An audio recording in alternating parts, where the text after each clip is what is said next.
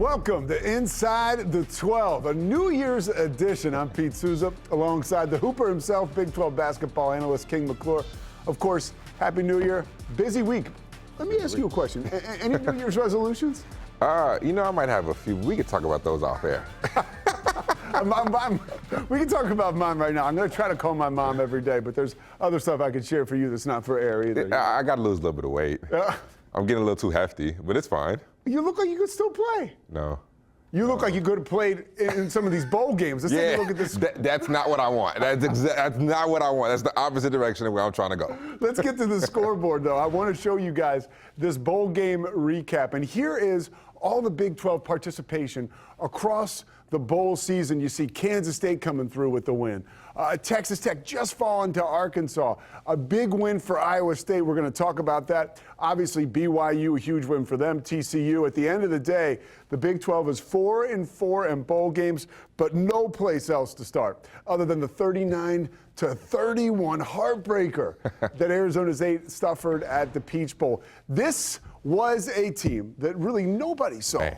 I mean, nobody saw them coming. King, they were picked to finish last in the Big 12, and here they were, on the cusp of going to the college football playoff semifinals. You know what, to me, Pete, they showed the world that they are resilient. Yeah. And you look at the game, to be down 24-8 going into the fourth quarter, for those guys to not play well, not be able to score in the end zone, but still find a way to take the game in a double overtime, regardless of result, they should be proud. They should walk away with their heads high, because I thought they played one hell of a football game. No, and they showed that they belong. They outgained total yards, outgained Texas in total yards 510 to 375, 29 first downs to 17.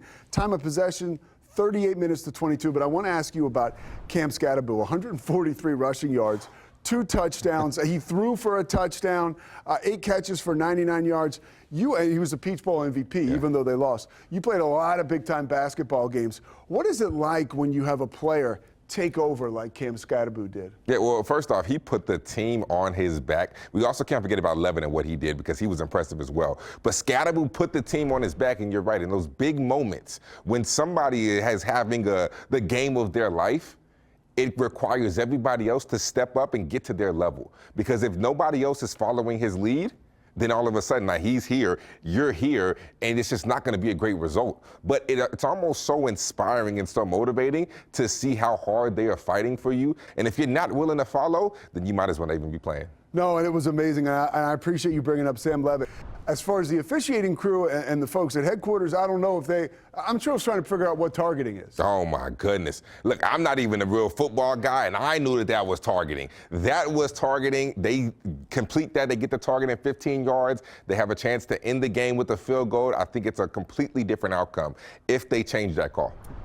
All right, Pete, let's talk about Iowa State. Not only did they have their first 10-win season in school history, but how about 11 wins? The Cyclones won a slugfest versus Miami, 42-41 in the Pop-Tarts Bowl, which I thought was really, really cool, right? Bringing home the Toaster Trophy, Pete. Edible. It was edible. There we go. How impressed are you by what Matt Campbell has built in Ames? Well, I can bring it back to hoops. I had a chance to do Arizona's game against TCU. Arizona, obviously, basketball-wise, TCU, they're without Frankie Collins. And I asked Coach Tommy Lloyd, I said, what do you think about TCU without Frankie Collins? And it reminded me of Matt Campbell when he said TCU and their basketball program, it's about Jamie Dixon. It's not necessarily about one player. Matt Campbell is the same deal as I see, right, Jamie Dixon. He has really built a program there and a culture where regardless of who's there or who's not there, every year Iowa State is going to be in the mix at the end. And this year, 11 times they won. That's pretty good. Yeah, Rocco Beck had a phenomenal game, 270 yards passing, 4 total touchdowns, and Carson Hansen, 95 total yards, 3 total touchdowns. That was impressive, but you can't talk about big winners from bowl season, right, without talking about BYU. Those guys in Provo, they beat Colorado 36-14 that was a surprise. In the Alamo Bowl. Oh, my goodness, right? It was the complete game for the Cougars, who got it done in all 3 phases. BYU's running game was just so good. L.J. Martin, 93 yards, 2 touchdowns. They had 180 rushing yards as a team. Special teams, of course, you can't forget about that. They had a huge punt return for a touchdown, so you got to tip the cap to BYU. They did a tremendous job. They had kind of crawled to the finish line at the end of the regular season. So for them to be resilient and to have such a huge showing in a bowl game like that and to get it done in all 3 phases, you got to give a big-time props to Coach Kalani Sitake and his program. 100%. And Travis Hunter, 4 catches for 106 yards, 1 touchdown. I mean, he didn't have a great game, but you still saw the spurts there. You still saw why he's the Heisman winner. Shedeur Sanders and Travis Hunter, for someone like you who has watched football for a long time, though, and just appreciating other athletes, what did you think of these 2 guys over the course of their career? Legacy. I think that's the one word that I think of when I look at these 2 young men. Like what they were able to do, not only at Jackson State, but then they were able to take it over to Colorado. People said it couldn't be done, but they did it. And now they're going to be top 5 picks in the draft. Travis Hunter wins the Heisman. They did something that nobody else nobody else thought that they could do. What an incredible season for the conference. Again, really impressive and a lot of fun to watch all year long. We're just getting started here on this episode of Inside the 12. Conference play is underway for Big 12 men's basketball. We break down an exciting first week of action that included statement wins and questions answered. That and more when Inside the 12 returns.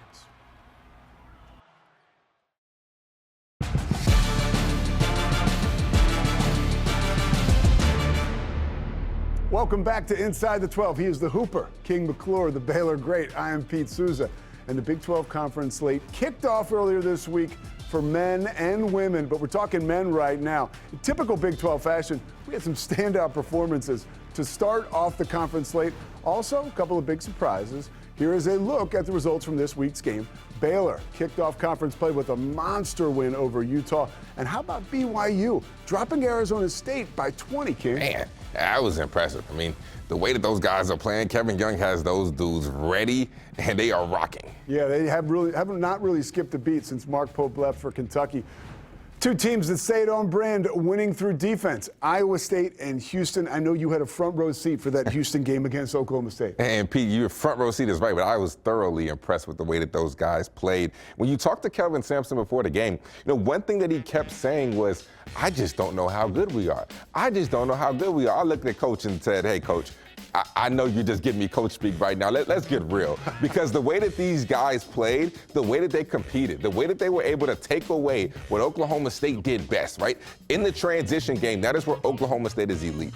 Well, what did Houston do? They controlled the tempo from the beginning of the game to the end. They made them play in a half court. And they did that so much so to the point to where the last 10 minutes of the first half, Oklahoma State didn't score a field goal on this Houston defense. So when you look at Houston, when you look at what they can do offensively, Sharp didn't even really have a good game. L.J. Cryer was decent. He wasn't great. He was decent. Hit a few shots. But Jawan Roberts elevated his game, only averaging about 7 points per game, but his ability for them to be able to throw it to him in the mid-post area, to be able to score over either shoulder. He used to be a right shoulder guy. Now he can score over either shoulder, can make plays, but defensively they suffocate you and they wear you down in a 40-minute game. They're dangerous. All right, Iowa State is one of the best teams in the country, and everybody knows that. Thanks to the type of defense we're talking about, what have your takeaways from them been so far? It is the depth and the versatility that they have. Last year, when you look at a guy like Trey King, who played the 4 for them, compared to a guy like Jefferson that plays the 4 from them this year, I mean, that man had 8 steals. 8 steals, 7 rebounds in a game. That is extremely impressive. But he can switch 1 through 4. He can guard guards in the perimeter. He does a tremendous job sliding his feet as good as anybody. So 1 through 4, they are very, very versatile, quick, athletic, long, and extremely tough. That is what this team's identity is. They are always the toughest team on the floor, and they will never shy away or back down from anybody. So when you look at what he did, you look at what Tamin Lipsey is now starting to do on the offensive side, this team is just as dangerous as Houston, and those 2 right now, at this very moment, will be my top 2 teams in the conference. Well, we have gotten a lot of answers from Iowa State so far. We had questions last week about Arizona and Kansas State. Both of those programs answered those questions. Arizona with a huge win against TCU. Caleb Love, I called that game. I still haven't seen him. The dude is so quick. Where did he go? He is unbelievable. But Kansas State, you said that Coleman Hawkins was going to have to step up, and you said Doug McDaniel would have to step up. Both of those guys did in their upset win against a ranked Cincinnati team. Pete, we have been waiting for this day. We have been waiting for the day that Coleman Hawkins finally gets to Manhattan, finally shows up in a Kansas State uniform and does what we expected him to do from day one. I think when this young man plays the way that he played against Cincinnati, he shows people why he was one of the most sought-out transfers in the country. Nobody is more happier, though, than Jerome Tang, because you go get a guy like Doug McDaniel, you go get Coleman Hawkins, don't even talk about the NIL money, right, that you paid both of these young men. But for them to finally step up and play the way you expected them to, nobody is more happier than them and than Coach Tang and his staff. And they are going to need those two young men to be those guys every single night. Because no disrespect to Howson, no disrespect to Gasson, but if Howson and Gasson are your top two scorers in the Big 12, you're not going to have a lot of success. They're not bad players. They're really good players. Don't get it twisted. But they're elite level role players. Coleman Hawkins and Doug McDaniels are dudes. They are leaders. They are those high-level scorers that you rely on in the clutch, and those two guys have to be big every single night moving forward. All right, I got a question for you. I want to make a statement first. After the game, I asked Caleb Love, I said, as we moved to Arizona, I said, when did you know it was going to be your night? He said, man, when I woke up this morning. I said, all right, fair enough. But why? Well, let me ask you, why is that team so much better when he's scoring and playing well? Because it's night and day difference. He is the absolute catalyst for this team. We know that he can score, but the thing that I'm most impressed with, Pete, when I watched that game is his maturation in playmaking, getting his teammates involved. Caleb Love was not a guy 2-3 years ago that we were talking about can have 7 assists in a game. So for him to be able to work on that part of his game and to grow that much, they need that from him night in, night out, and that's who he can be moving forward. I'm proud of the maturation. Yeah, and no turnovers in that game, by the way. 33 points, 7 rebounds, 7 assists, no turnovers. Another team you've been talking about a lot is West Virginia. They have now beaten Gonzaga, and how about beating Kansas? Yes. On the road in Allen Fieldhouse without one of their best players. Take me inside that huge upset win and what's going on with the Mountaineers. Listen, I had a similar situation my senior year. We went on the road to Kansas, and we played without one of our best players, with our leading scorer in Makai Mason. And guess what happened? We lost by 30. So I know from firsthand experience that what they did is extremely hard to do. To go in there without Tucker DeVries, you're arguably your best player, him and Javon Small, 1 and 2. But to do what they did without him, extremely impressive. They limited Kansas from behind the arc. They did their best job to hold Hunter Dickinson to only 10 points. A.J. Storr did not score in that ball game. Zeke Mayo had a great game, but they limited Hunter Dickinson, guarded the three-point line, kept A.J. Storr and Rylan Griffin and Coit, held all three of them combined to 3 points. This West Virginia team is very impressive, and Coach DeVries, do not sleep on him, people. No. Do not sleep. We are wide awake, and so is Bill Self. Time for a quick break. When we come back, Big 12 Women's Hoops Insider Rachel Galligan joins us to celebrate the new year and to get us up to speed for an awesome week of basketball across the conference. Keep it locked here on Inside the 12.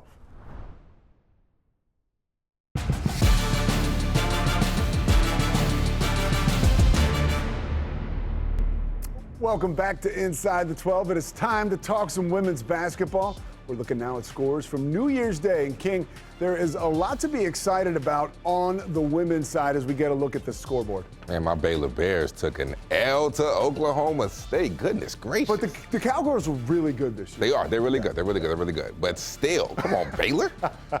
Yeah, we would have liked to see a better showing from Baylor. Of course, he is still King McClure. I am still Pete Souza. We're now joined by a former Hooper herself. Rachel Galligan joins us now, Big 12 women's basketball analyst. Rachel, thank you so much for taking the time, and Happy New Year. Happy New Year to you guys. I'm happy to be here.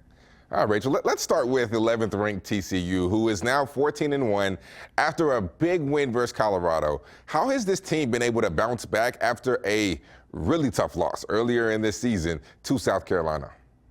Well, let's think about this. I mean, what are the things you learn about yourself after facing the defending national champions? TCU has won 5 straight since then. They are undefeated in the Big 12. As a team, they're top 20 nationally in scoring, top 10 in three-pointers. You've got Madison Connor, who is second in the nation in threes. She has just been lights out, shooting a career best 44% from the perimeter. You got to check her out. And then, of course, you got Sedona Prince, who leads the country in blocks. Hailey Van Lith, I'm just going down the line here. Hailey Van Lith looks extremely comfortable and confident in that TCU uniform, averaging just under 19 points per game, 6 assists. I would say what really impresses me the most about that win over Colorado, despite being held 20 points below their average, TCU got it done on the defensive end of the floor. So they were challenged in the non-conference. They had major wins over Notre Dame and NC State. I really think that South Carolina loss is only going to further propel this team late into the season. Well, tied at the top of the conference with TCU, 12th-ranked Kansas State Wildcats. They're coming off a 74-55 win over Houston. What is it about this Wildcats team that makes them the preseason favorites in the Big 12? I got 4 things for you. They're experienced, they're deep, they take high percentage shots, and they do a great job of sharing the basketball. They lead the nation in field goal percentage, shooting 51%. They lead the country in assists and assist to turnover ratio. There's just so many offensive weapons on this team. You've got a dominant presence in a player like Ayoka Lee, who demands so much attention defensively from opponents. And then they added Tamira Poindexter, who is so impressive. She's an elite 3-level scorer. And then you've got Serena Sundell, who's not only their second leading scorer, but she's an elite facilitator. She's already had a triple-double this season. She was close to another one against Houston, just 1 assist shy. Defensively, they hold opponents just over 50 points per game. So I would say when it comes to K-State, it's their depth and their experience, and they just wear opponents down night in and night out. Reg, you talk about a dominant post player in Ayoka Lee. Well, another team with a dominant post player is Iowa State, who got a much-needed win versus Kansas on New Year's Day. The Cyclones came into the season with a lot of expectations, but already have 5 losses on the season. What is going on in Ames? All right, bear with me here. I think it's important that we keep things in perspective when it comes to Iowa State. They got a lot of attention after their late success last year, which is completely fair and reasonable. But we have to remember this is one of the youngest teams in the nation, with 8 underclassmen and just 1 senior in Emily Ryan. When it comes to Ryan, it's fair to assume that just like last season, she was on a little bit of a minutes restriction. She's still top 2 in the nation in assists this year, but it's obvious this team is that much better when she's out there on the floor. I truly think that this Iowa State team is still learning what it takes to consistently win, especially in a tough non-conference, playing teams like South Carolina, UConn. They had a really challenging Iowa swing. Their win over Kansas was huge. They dominated the paint the way they wanted to. Like you said, Audie Crooks has been so good this season, had a season-high 33 points in that game. She's averaging 28.5 in the last 5 games. Got to keep your eye on her. So I would just say my advice is everyone hold the line here on the Cyclones. Let's see how this team continues to progress as the season goes on. All right, the fireworks didn't just light up the sky on New Year's Eve. We have seen a lot of fireworks on the court with some of these young women. Who has stood out to you so far? I would say in the last week in particular, coming back from the Christmas break, J.J. Quinterly had a season-high 31 points against UCF, 17 points in the first quarter alone. That was a new program record for West Virginia. Like I said, I wanted to see how this team responded coming off of that loss to Colorado. She was dominant. I think she's elevating her play to another level. And then bringing it back to Oklahoma State, Tenon Magassa had a season-high 16 points, 6 blocks, and just 22 minutes in that Baylor win. That was such a big win in Waco. Very impressive win and a very impressive team right now. Before we let you go, all 16 Big 12 women's teams are in action this weekend. Really quickly, because we're about to go to break, give the people a couple games that you have your eye on. Ooh, that's tough to pick too. I'm going to go with Colorado at Baylor on the 4th. I want to see how both of these teams respond after losses earlier this week. And then Utah at Iowa State on the 5th. I think that's pretty self-explanatory. Utah is a team that's really towing that line at the top 25. Cyclones obviously were previously ranked. I think that's going to be a fun one. Rachel, thank you so much for joining us. We look forward to having you on throughout the season to break down the Big 12 women's game. Where can people find you on social media? You guys can find me on X at RachGall, R-A-C-H-G-A-L-L. Give her a follow, King. This is some real good basketball. Rachel Galligan, thank you for joining us. Thank you, guys. Great stuff from Rachel Galligan. When we come back, King and I are here to share some of the games that we are most excited about heading into the weekend. Stay tuned inside the 12.